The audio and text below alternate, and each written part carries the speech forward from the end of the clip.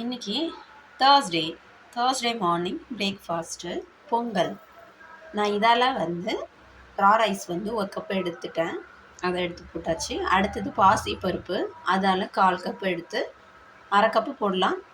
அரை கப்பு போட்டு வாஷ் பண்ணி ஒரு 10 மினிட்ஸ் ஊற வச்சுருக்கேன் பொங்கல் செய்கிறதுக்கு. இது கொஞ்சம் 10 மினிட்ஸ் ஆனதுக்கப்புறம் குக்கரில் வச்சு விசில் விட்டுக்கலாம். ஒரு 10 விசில் விட்டுக்கோங்க, நல்லாயிருக்கும். சட்னி அரைச்சிக்கலாம்.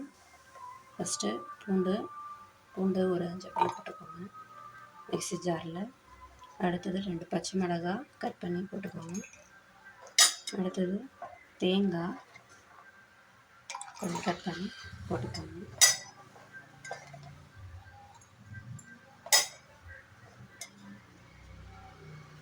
இது ஃபஸ்ட்டு அரைச்சிட்டு அதுக்கப்புறம் பொட்டுக்கடலை யூஸ் பண்ணிக்கலாம். உங்களுக்கு எவ்வளோ வேணுமோ அவ்வளோ பொட்டுக்கடலை ஆட் பண்ணிக்கோங்க. உப்பு போட்டுக்கலாம், உங்களுடைய குவான்டிட்டிக்கு ஏற்ற மாதிரி உப்பு போட்டுக்கோங்க. பொங்கலுக்கு தேவையான அளவு உப்பு போட்டுக்கோங்க. முன்னாடியே சேர்த்திங்கன்னா வேகாது, அதனால் லாஸ்ட்டாக சேர்த்துக்கோங்க. இப்போ இந்த ஸ்டேஜில் உப்பு போட்டுட்டு சேர்த்துட்டு இங்கே பாருங்கள், இந்த பதம் வந்தோடனே தான் நான் விசில் போடுவேன். ஏன் அப்படின்னா தண்ணி எல்லாம் வெளியே ஊற்றிடும், நல்லா வேகாது. அதனால் நான் 3/4 அளவு வெந்ததுக்கப்புறம் தான் விசில் போடுவேன். நைஸாக இருந்துச்சு. ஏதோ ஒரு பவுலுக்கு ட்ரான்ஸ்ஃபர் பண்ணிக்கலாம். தண்ணி ஊற்றி மிக்ஸ் பண்ணிக்கோங்க. விசில் எடுத்துக்கிட்ட பாருங்க, நல்லா வெந்துச்சு. இப்படி இருந்தால் தான் நல்லாயிருக்கும்.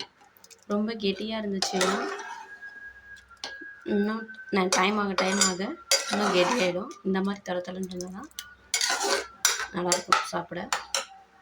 இப்போ இதுக்கு தாளிப்பு கொடுத்துக்கலாம். அதில் சட்னி தாளிச்சிக்கலாம். அதுக்கு எண்ணெய் ஊற்றிக்கோங்க, கடுகு போட்டுக்கலாம், போட்டுக்கலாம். சட்னி ரெடி. இப்போ பொங்கல் தாளிச்சிக்கலாம். அதுக்கு கீ ஊற்றிக்கோங்க.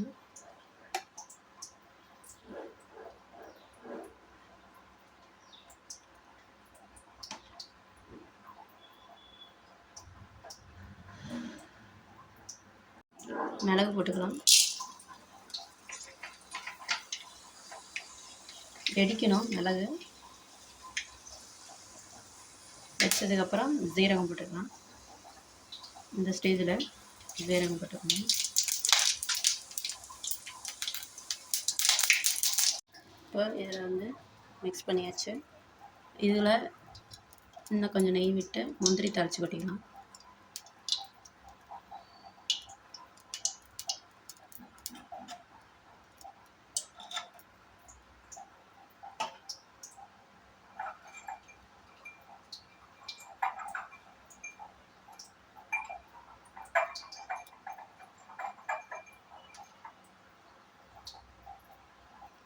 முந்திரி போட்டுக்கலாம்.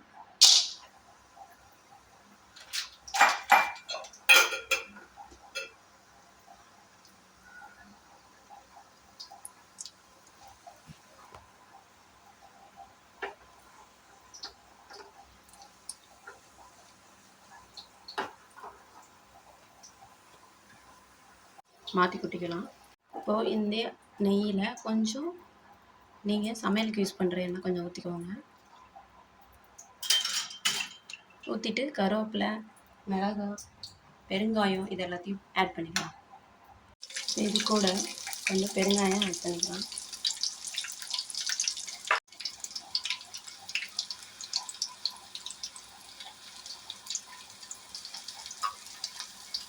இங்கே உங்களுக்கு வேணும்னா போட்டுக்கோங்க, வேணும்னா ஸ்கிப் பண்ணிக்கோங்க.